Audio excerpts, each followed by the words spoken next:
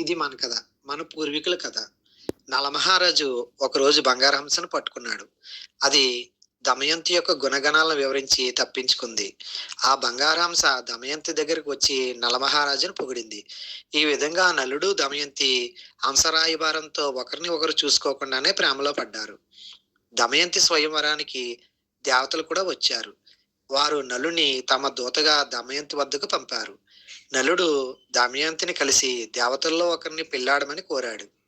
దమయంతి నలమహారాజును తప్ప ఎవరినీ పెళ్లి చేసుకోనని తెలిపింది. దమయంతి స్వయంవరానికి వచ్చింది. అక్కడ నలమహారాజు లాంటి వారే ఇంకొందరు ఉండడం చూసింది.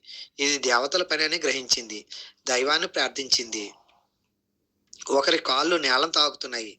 అతని దేహం నీడని ఏర్పరిచింది. కనురెప్పలు మూతపడుతున్నాయి. ఇతనే అసలైన నలుడు అని కనిపెట్టి దమయంతి వివాహం చేసుకుంది.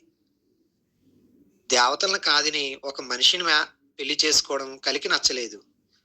కలి అవకాశం కోసం ఎదురు చూడసాగాడు. కలి ప్రభావం వలన నలుడు పాచికలాడి తన యొక్క సమస్త సంపదను, రాజ్యాన్ని పోగొట్టుకొని అడవుల పాలయ్యాడు. తన భార్య అయిన దమయంతి తన పుట్టింటికి వెళ్లి సంతోషంగా ఉంటుందని తలచి నలుడు దమయంతిని అడవిలో వదిలి వెళ్ళిపోయాడు.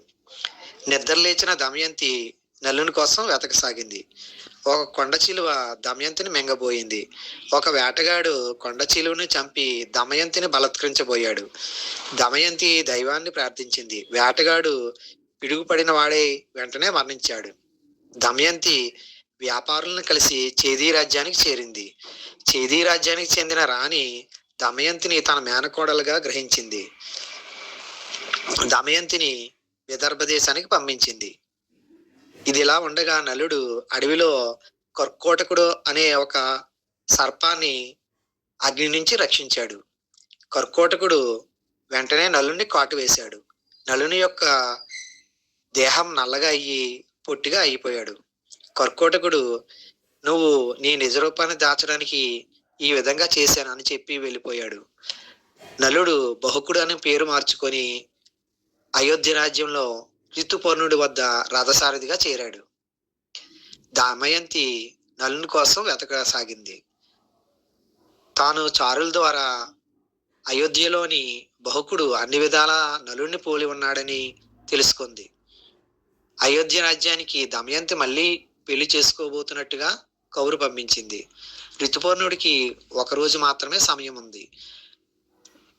నలుడు, రితుపర్ణుడు విదర్భకు బయలుదేరారు. మార్గ మధ్యంలో రితుపర్ణుడు తనకు తెలిసిన అంకెల జ్ఞానాన్ని, నలుడు తనకు తెలిసిన అశ్వహృదయాన్ని ఒకరికొకరు నేర్పించుకున్నారు.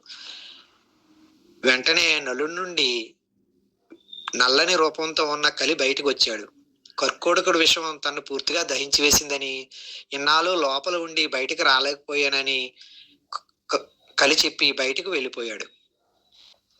నలుడు, రితుపర్ణుడు విదర్భ చేరుకున్నారు. అక్కడ దమయంతి స్వయంవర ఏర్పాట్లు వాళ్ళకి ఏమీ కనిపించలేదు. చివరి పరీక్షగా దమయంతి నలుని యొక్క వంటకాలను రుచి చూసింది. నలభీమ పాకం అనే పేరును మీరు వినే ఉంటారు. నలుడు, భీముడు ప్రపంచంలోని పెద్ద వంటగాళ్ళు. దమయంతి తన పిల్లలను పంపించింది. పిల్లలను చూడగానే నలుడు కన్నీరు పెట్టుకొని కర్కోటకుడు ఇచ్చిన వస్త్రాన్ని ధరించి తన నిజ రూపాన్ని పొందాడు.